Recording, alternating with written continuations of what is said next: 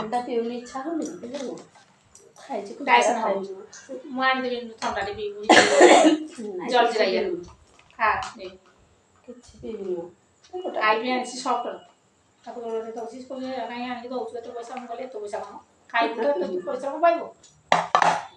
ବାପା ମଜା ସବୁ ପଡ଼େ ମୁଁ ପଡ଼େ ମୁଁ ଖାଏ ତୁ ଖାଉନୁ କ'ଣ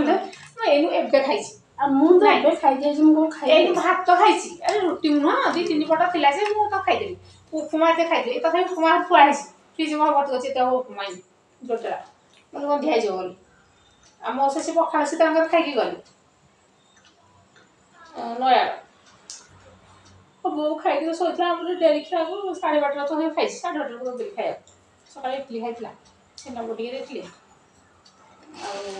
ଖାଇବା ମାସ ଏତିକି ଖାଉଛି କ'ଣ ଏତିକି ଖାଇଛ ଖାଇବା ପିଇବା ମୁଁ ଜଲଜିରାଟେ ଆଣୁଛି ପିଇଦେବୁ ଭଲ ଲାଗିବ ପିଇବି ଥଣ୍ଡାଟା ହେଇଯିବ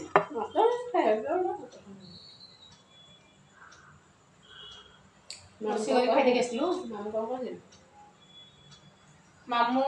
କହିଲା କୋଉଦିନ ଆସିବ ତୁ କୋଉଦିନ ଆଡ଼େ ଯିବୁ ଯିବି ଆସିବ